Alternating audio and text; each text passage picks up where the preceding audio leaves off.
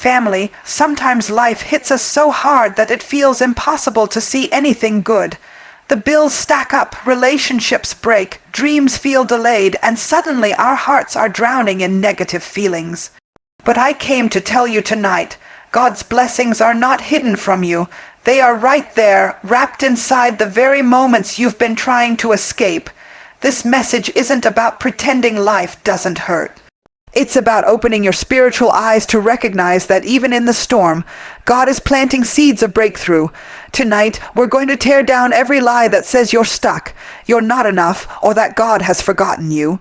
We're stepping into a new mindset, a kingdom mindset, that shifts the atmosphere of your life and reveals blessings you didn't even know were yours. Are you ready to see God's hand in your life and rise above every negative thought holding you back? Let's walk into this transformation together. When you wake up in the morning, before your feet even hit the ground, your mind starts running. Thoughts about yesterday's mistakes, worries about tomorrow, or even that heavy feeling of not being where you thought you'd be by now. They all rush in like an uninvited storm, and in those first few moments, it's easy to miss the quiet blessings that are already surrounding you. This is where everything begins, shifting your inner vision. Most of us have been trained since childhood to focus on what's missing. Maybe you grew up hearing, "We can't afford that," or "Life is hard, nothing comes easy." Those words became seeds planted deep in your subconscious mind, and over time, they shaped how you see the world. You look at opportunities and immediately think of what could go wrong. You hear encouragement and instantly dismiss it because it doesn't line up with the story you've been telling yourself for years. And before you know it, you start living a life filtered through lack, doubt, and fear instead of faith and possibility. But here's the truth. You cannot see God's blessings in your life until you decide to change the lens you're looking through. Imagine putting on sunglasses with scratched up, dirty lenses. No matter how beautiful the world around you is, everything looks distorted. That's exactly what negative feelings do. They cloud your spiritual sight. They make you believe you're unloved when God has already called you chosen. They make you think you're stuck when God has already opened doors for you. The blessings don't stop flowing, but your vision gets so clouded that you miss what's right in front of you. This shift doesn't happen by accident. It's a conscious decision to see life differently. It's choosing to wake up and say, "Today, I will see God's hand in every detail of my life, no matter how small." This isn't just positive thinking. This is a spiritual discipline. The Bible says, "Be transformed by the renewing of your mind." Transformation starts with vision. If you keep seeing your life as broken, you will live broken. If you train yourself to see God's goodness, you will live in the overflow of His blessings. Think about this. Have you ever seen two people go through the same situation, but one comes out defeated while the other rises stronger than ever? It's not luck, and it's not that one person had fewer problems. It's perspective. One saw only pain, the other chose to see purpose. That's the power of shifting your inner vision. And let me tell you something else. Negative feelings are not just random emotions. They are signals. They reveal where your mind has been dwelling. If you constantly feel unworthy, it's because your inner vision is focused on your flaws instead of God's promises. If you feel hopeless, it's because you've been looking at the mountain instead of the one who can move it. Your emotions will always follow your focus. That's why the enemy wants to keep your eyes on your failures. Because if you ever started seeing yourself the way God sees you, nothing could stop you. This is why gratitude is so powerful. Gratitude shifts your focus. When you wake up and immediately say, "God, thank you for giving me another day. Thank you for breath in my lungs. Thank you for a roof over my head," you're cleaning the lenses of your vision. You start to see that even though everything isn't perfect, you're already living in blessings you once prayed for. Gratitude isn't ignoring your problems, it's refusing to let them blind you to the goodness that's still present. Now, some of you might say, "But you don't know what I'm going through. You don't see the pain I'm in." And you're right. I may not know the details of your storm, but I know the nature of your God. I know He has a way of turning what the enemy meant for harm into something that carries glory. But you'll never witness that transformation if you keep staring at the dark clouds and never look for the sunlight breaking through. Shifting your inner vision also means speaking differently. Your words shape your focus. Every time you say, "I'll never get out of this," you're strengthening the negative lens. But when you start declaring, "I believe something good is happening for me right now. I may not see it yet, but I trust God's hand," you are rewriting your inner story. That story changes how you interpret every situation, every challenge, every delay. Instead of seeing a closed door as rejection, you start seeing it as redirection. Instead of viewing a setback as proof you failed, you see it as preparation for a bigger blessing ahead. This mindset shift is not about denying reality. It's about seeing reality through the lens of faith. When you're in a valley, the natural eye sees only dry bones, but a spiritual eye sees an army rising. When the bank account is empty, the natural eye sees lack, but a spiritual eye sees a setup for God's provision. This is what Jesus meant when he said, "Blessed are those who have not seen and yet believe." Faith is a vision that looks beyond the surface. And let me tell you, the more you practice this, the stronger it gets. At first, your negative thoughts will fight back. They'll whisper, "This is fake, nothing's changing," but don't believe that lie. Every time you choose faith over fear, gratitude over complaint, blessing over burden, you're training your inner sight. You're rewiring your mind to recognize God's fingerprints in places you used to overlook. Picture a photographer in a darkroom developing a picture. At first, it's just a blank sheet. But as it soaks in the right solution, the image slowly appears. That's what happens when you shift your vision. You soak your mind in God's truth, and suddenly the blessings start showing up where you thought there was nothing. They were always there, you just couldn't see them before. Think about your own life for a moment. There were seasons you thought would destroy you, but here you are, stronger, wiser, and still breathing. That's a blessing.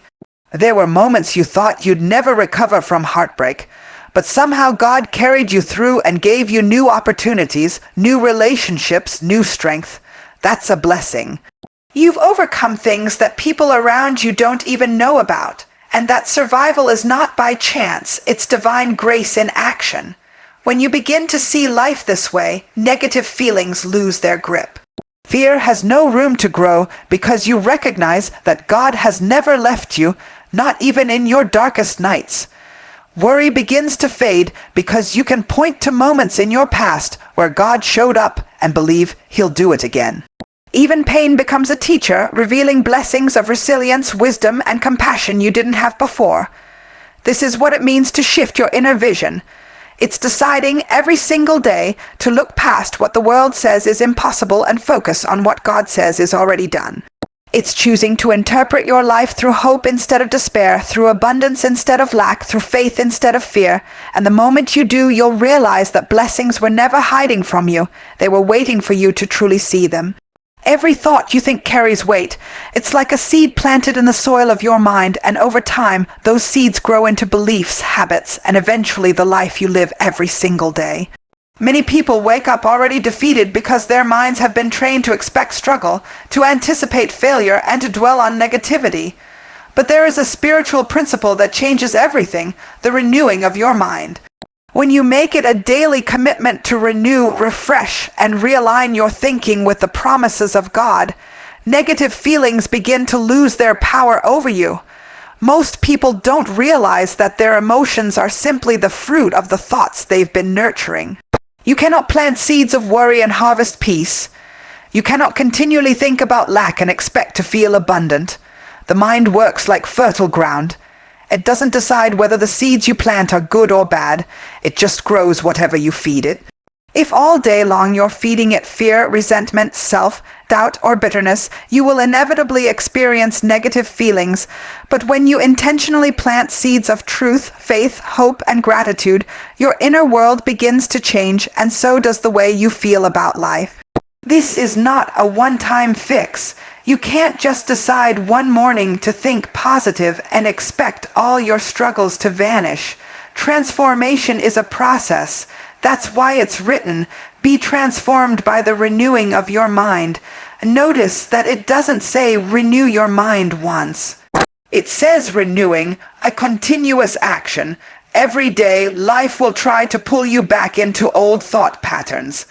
The enemy will whisper lies that you're not good enough, that you'll never overcome, that nothing will ever change.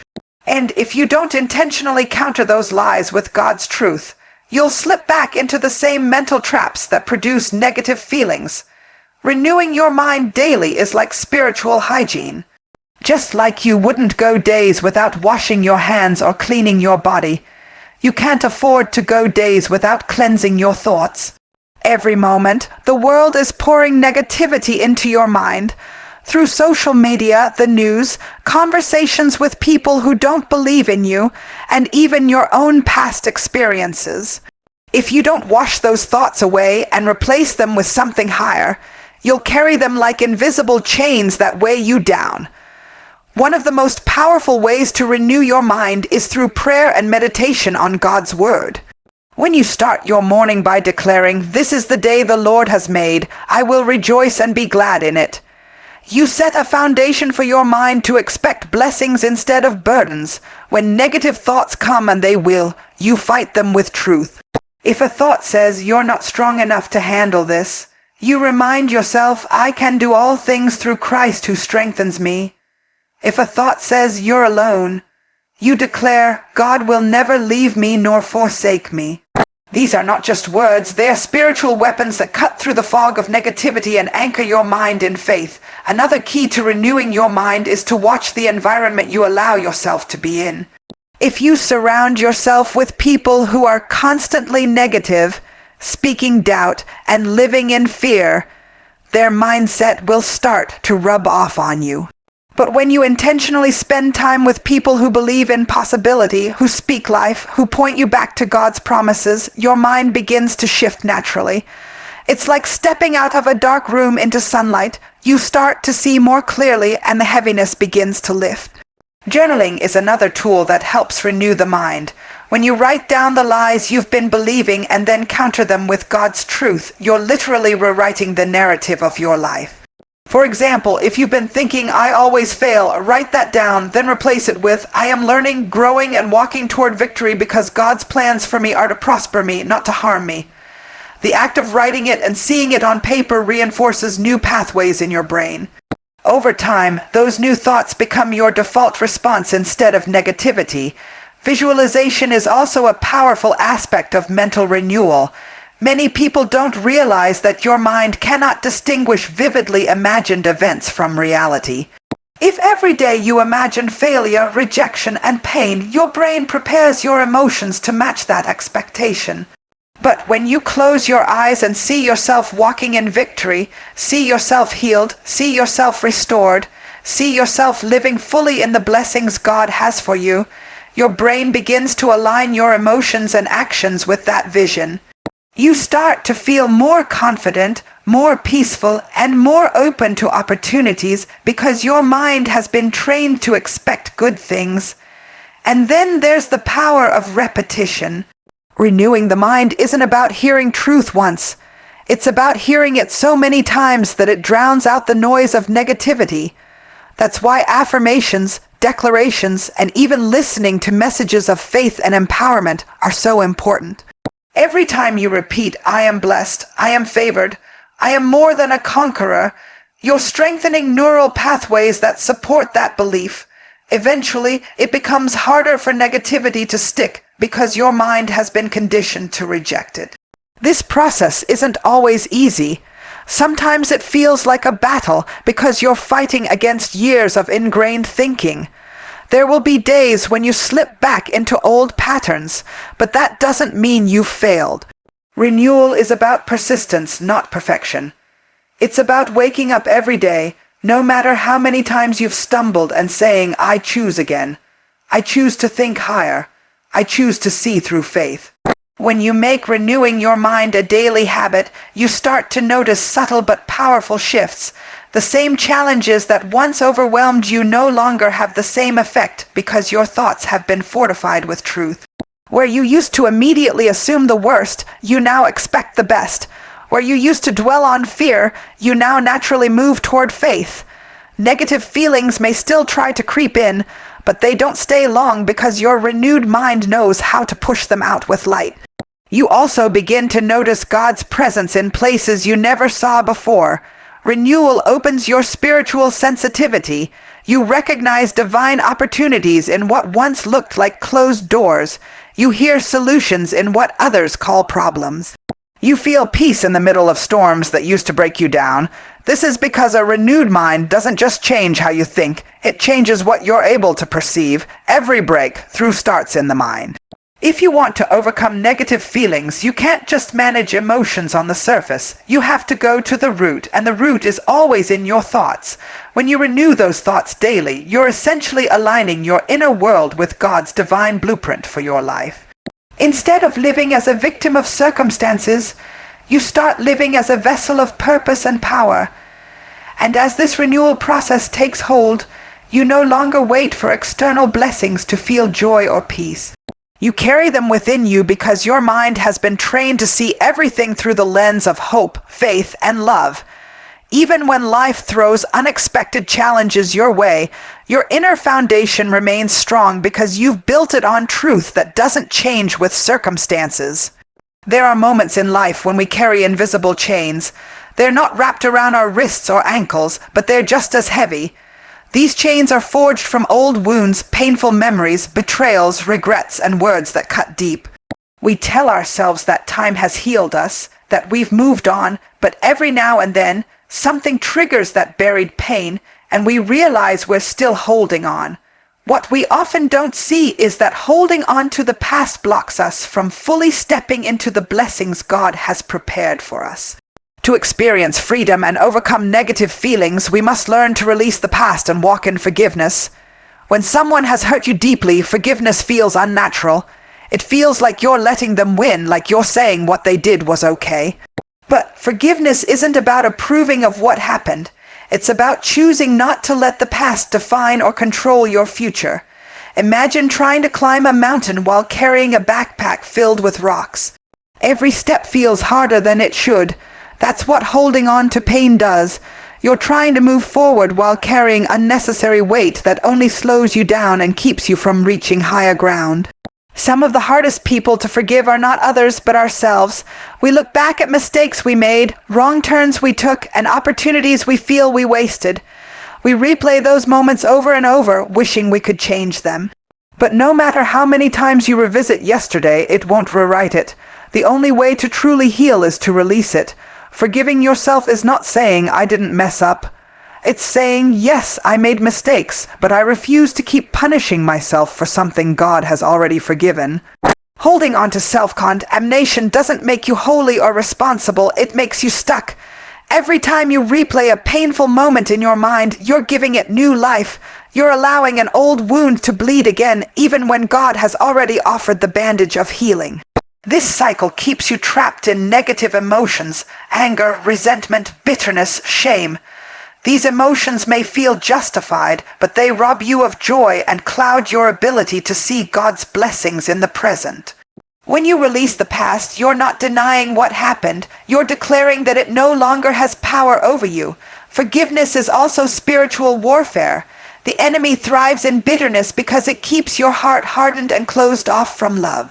Unforgiveness is like drinking poison and expecting the other person to die. It eats away at your peace, your faith, and your ability to fully experience God's favor. That's why Jesus taught so strongly about forgiving others, not because it's easy, but because it's necessary for freedom.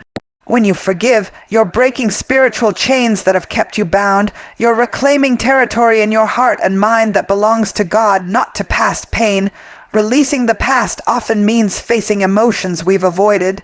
Sometimes we bury pain so deep that we've convinced ourselves it's gone.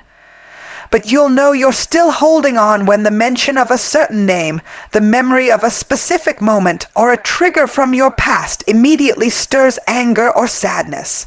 Healing doesn't come from ignoring these wounds. It comes from bringing them into the light, acknowledging them, and then surrendering them to God.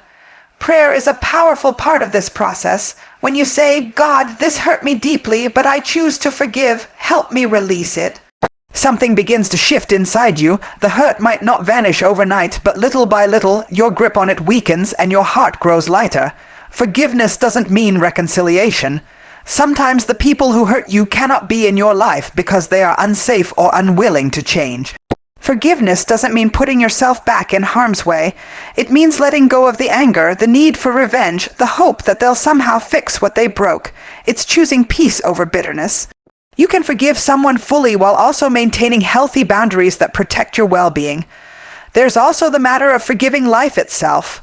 Some of us carry resentment towards situations, seasons, or even toward God because things didn't turn out the way we wanted. Maybe you lost someone you loved, faced a devastating setback, or endured years of struggle that seemed unfair. Without realizing it, you may be holding on to anger that life wasn't kinder to you. This too must be released. Healing begins when you stop asking, "Why me?" and start saying, "God, I don't understand it all, but I trust that you can bring beauty out of these ashes." Releasing the past opens the door for blessings to flow freely. Imagine a closed fist. You can't receive anything new because your hand is tightly gripping what's old. That's what happens spiritually when you cling to past hurt. But the moment you open your hand and let go, you create space for God to fill it with something better. Many people pray for new beginnings while holding on to old pain. They ask for fresh relationships while still bitter from the last one, for new opportunities while consumed with regret over missed chances. Until you release what's behind you, you cannot fully embrace what's ahead. Sometimes the hardest part of forgiveness is that you may never get an apology. You may never hear the words you've been waiting for, "I'm sorry, I was wrong." And that's okay, because forgiveness is not dependent on their repentance. It's about your freedom. Waiting for someone else to make it right keeps your healing on hold. Choosing to forgive without an apology takes courage, but it also takes power back from the pain. It declares, "You no longer control my emotions or my future." Think about the story of Joseph in the Bible, betrayed by his own brothers, thrown into a pit, sold into slavery, and later imprisoned for something he didn't do. Joseph had every reason to hold on to bitterness. But when the moment came to confront his brothers, he didn't lash out. Instead, he said, "What you meant for evil, God meant for good." Joseph released the pain, forgave those who hurt him, and as a result, stepped fully into the blessings God had prepared for him. That same principle applies to your life. The past may have wounded you, but if you release it and forgive, God can turn it into a platform for purpose. Forgiveness is not a one-time decision. Sometimes you have to forgive the same person, the same memory over and over until the emotional charge fades. That's normal. Healing happens in layers. Each time you choose forgiveness, another layer of pain peels away and more of your true self emerges. Over time, you'll find that the memory no longer holds the same sting. You'll be able to look back without reliving the hurt, knowing that what once tried to break you has now built you stronger. There's a freedom that comes with releasing the past that cannot be described until you experience it. It feels like stepping out of a dark prison into sunlight. The air feels lighter, your steps feel surer, and your heart feels open to possibilities you couldn't see before. This is because forgiveness clears the fog that once clouded your vision. When you let go of yesterday's pain, you can finally see the blessings God has been placing in your path all along. There is a quiet yet powerful force that has the ability to shift the entire atmosphere of your life, even when nothing around you has changed yet. That force is gratitude. It is not just a feeling. It is a posture of the heart that says, "Even if I don't have everything I want, I choose to see the good in what I have." Gratitude is a spiritual magnet. It draws blessings closer, it invites peace into chaos, and it has the power to transform negative feelings into hope. When combined with unwavering faith, gratitude becomes a force that not only uplifts your spirit, but also opens doors for divine favor and breakthrough in ways you cannot imagine. Many of us lie waiting for something to happen before we feel grateful. We think, once I get the promotion, I'll thank God. Once the relationship is healed, I'll be happy. Once I have enough money, then I'll really appreciate life. But gratitude doesn't wait for perfection. It thrives in imperfection. It looks at a half-empty glass and says, "Thank God it's not completely empty." It looks at a challenging season and says, "This may hurt now, but I know something good is being birthed from it." The power of gratitude is that it shifts your perspective instantly, even before circumstances change. When you practice gratitude daily, you're training your mind to focus on blessings rather than burdens. Every day, life will present you with reasons to complain and reasons to be thankful. What you focus on grows. If you dwell on everything that's wrong, you'll magnify negativity in your heart. But if you choose gratitude, even for the smallest things, a meal on your table, breath in your lungs, a moment of laughter, you begin to notice more and more evidence of God's goodness all around you. This is why it's often said, gratitude turns what we have into enough. Faith works hand in hand with gratitude because faith believes in what is unseen. When you are truly walking in faith, you're grateful not just for what you already have, but for what you believe is coming. Imagine planting a seed. You don't see a tree yet, but you water it and nurture it because you believe it will grow. Gratitude does the same thing. It thanks God for the harvest even while looking at bare soil. That's not denial, that's faith in action. It's declaring, I may not see the blessing yet, but I believe it's on its way and I'm already thankful for it. Negative feelings cannot thrive in an atmosphere of gratitude and faith. Fear shrinks when you're thankful because gratitude reminds you of all the times God has carried you through before. Worry loses its grip when you have faith because you trust that God's plan is greater than any challenge you face. Even sadness begins to lift when you start listing the ways you've been sustained, supported, and surrounded by grace despite the hardships.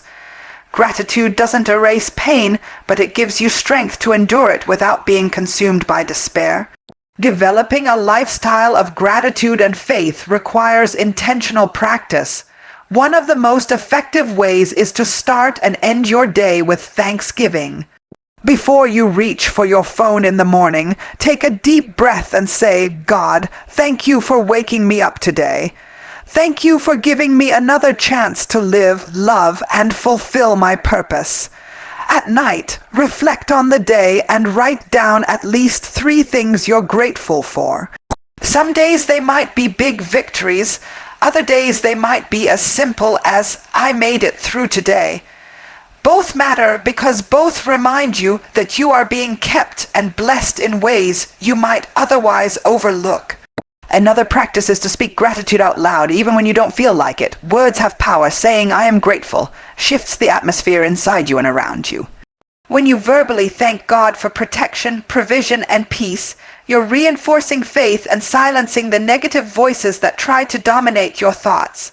Over time, this habit rewires your mind so that gratitude becomes your default response instead of complaining or doubting. It's also important to express gratitude in difficult seasons. This doesn't mean you're thankful for the pain itself, but rather you're grateful for what God can produce through it. For instance, during a trial, you might say, "Lord, I don't understand why this is happening, but I thank you for the strength you're giving me to endure. I thank you that this situation is shaping my character, deepening my faith, and preparing me for something greater." This kind of gratitude is powerful because it shifts your focus from what's breaking to what's being built. Faith amplifies this process. Faith says, "I know this storm won't last forever. I believe there's purpose in this pain. I trust that blessings are being aligned for me even if I can't see them right now." When you combine that faith with gratitude, you create a spiritual foundation that negativity cannot easily penetrate. Instead of reacting to challenges with fear or despair, you respond with hope and assurance that you're being guided towards something better. Gratitude also attracts opportunities and connections you might have otherwise missed. When you're thankful, your energy changes. You become more open, more approachable, and more receptive to possibilities. People are naturally drawn to those who radiate appreciation and positivity. On a spiritual level, gratitude positions you to receive from God because it shows humility and trust. It's like saying, Lord, I recognize everything I have comes from you, and I believe you're not done blessing me yet. There are countless testimonies of people who experienced breakthroughs simply because they chose to be grateful in the waiting season. They didn't have the answers, the resources, or even the clarity, but they had gratitude and faith. And because of that, they found doors opening unexpectedly, relationships healing, and peace overflowing in their hearts despite circumstances. This isn't coincidence. It's the divine principle that what you acknowledge and thank God for multiplies in your life. On the other hand, a lack of gratitude stifles growth and keeps blessings at bay. When you're constantly complaining about what you don't have, you're signaling that you can't handle more. But when you faithfully appreciate what you have, even if it's little, you demonstrate readiness for increase. Scripture says, whoever is faithful with little will be entrusted with much. Gratitude is that faithfulness in action. It tells heaven you're prepared for greater things because you honor the small beginnings. In moments of weakness, when negativity threatens to take over, you can anchor yourself in gratitude and faith by recalling past victories. Think about the moments when you didn't know how you would survive, yet God made a way. Remember the times you were at your lowest, but somehow found strength to rise again. Those memories fuel gratitude and remind you that if God did it before, He can and will do it again. That remembrance alone can lift your spirit out of heaviness and restore hope in your heart. Even science supports what faith has been teaching all along, that gratitude changes the brain. It rewires neural pathways, reduces stress, and increases overall happiness. But beyond science, gratitude aligns you spiritually with divine flow. It keeps you in tune with God's heart and opens your spiritual eyes to blessings hidden in plain sight. When you live with gratitude and faith, you're no longer tossed around by circumstances because your foundation is anchored in something unshakable. The unwavering belief that God is good and His plans for you are filled with hope and purpose. There comes a moment in every person's life when you realize that simply existing isn't enough. You wake up, go through the motions, do what's expected, and yet something deep inside you feels unfulfilled. That emptiness often comes from living disconnected from your God-given purpose. You were not created just to survive. You were created to live with intention, to walk in divine calling, and to bring light into the world in a way only you can. When you step into purpose-driven living, negative feelings like doubt, fear, and insecurity lose their grip because you're no longer wandering without direction. You're anchored in the assignment God placed within you before you were even born. Many people struggle to see blessings in their lives because they measure success by someone else's standard. They look at social media, compare their journey to others, and feel inadequate. But purpose is not about keeping up with anyone else. It's about uncovering the unique gifts God planted in you and using them to make a difference. When you know why you're here, you stop wasting energy chasing things that don't matter and start focusing on what truly fulfills you. That clarity alone has the power to dissolve much of the negativity that weighs people down because confusion breeds frustration, but purpose brings direction and peace. Discovering your purpose begins with listening. Too often, life is filled with so much noise that we can't hear the still small voice of God guiding us. Silence is uncomfortable, so we fill it with distractions, scrolling endlessly, keeping ourselves busy, numbing pain with temporary fixes. But purpose is uncovered in moments of stillness when you dare to ask, Lord, why did you create me? What did you design me to do that no one else can? Deep down, you already have glimpses of the answer. The things that stir your heart, the injustices that move you to action, the talents that come naturally to you, all of these are hints pointing toward your purpose. Once you recognize your calling, stepping into it requires courage. Negative feelings often rise when you're about to make a shift toward purpose because the enemy knows that a person living in their divine assignment is a threat to darkness. Fear whispers that you're unqualified, that you'll fail, that you're too late or not enough. But the truth is, God equips those He calls. When you take one step in obedience, doors open, resources align, and strength you didn't know you had begins to flow. Purpose, Purpose-driven living is not about having it all figured out from the start. It's about walking by faith, trusting that each step will reveal the next. Living in purpose also means embracing growth and discomfort. Many people miss their calling because they refuse to leave the safety of what's familiar. But stepping into divine purpose often requires letting go of old identities, outdated mindsets, and environments that no longer support who you're becoming. It's like a seed breaking out of its shell. It must shed what once protected it in order to grow roots and reach for the sun. The process isn't easy, but it's necessary for transformation. As you grow into your purpose, you'll notice that negative feelings tied to stagnation, feelings of boredom, hopelessness, or resentment, begin to fade because movement creates momentum, and momentum ignites hope. Another key to living purposefully is understanding that your assignment is never just about you. God's blessings flow through you to others. Every gift you've been given, your voice, your talents, your wisdom, even your struggles, was designed to help someone else. When you shift your focus from what can I get out of life to how can I serve and impact others, you step into a flow of blessings far greater than anything you could achieve alone. Negative emotions like selfish ambition or envy have no room to thrive in a heart that's committed to serving a higher purpose, because purpose naturally lifts your perspective beyond self-centered concerns. Purpose-driven living also requires discipline and intentionality. It's one thing to know your calling, it's another to align your daily actions with it. Purpose isn't fulfilled by chance, it's built decision by decision, habit by habit. This means setting boundaries to protect your energy, surrounding yourself with people who fuel your mission, and letting go of anything that distracts or drains you. Discipline creates alignment, and alignment breeds clarity. When your actions are in sync with your God-given mission, even challenges feel purposeful because you understand that they are shaping you for greater impact.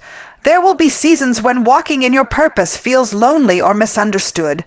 Not everyone will see your vision, and not everyone is meant to. That's why faith is crucial.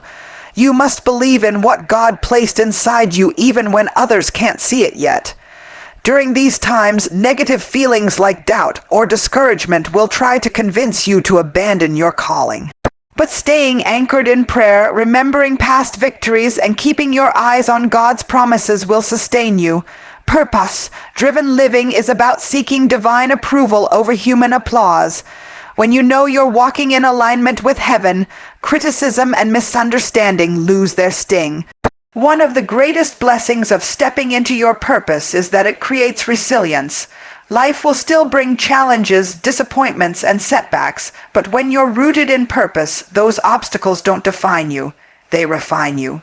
Every difficulty becomes part of your testimony, every delay shapes your character, and every trial equips you to help someone else navigate theirs. Without purpose, pain feels pointless.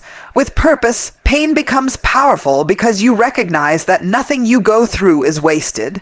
God uses it all to position you for greater influence and deeper fulfillment. Purpose also transforms how you view success.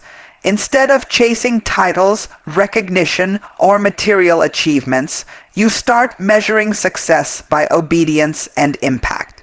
You begin to ask, am I walking in what God called me to do? Am I touching lives and making a difference?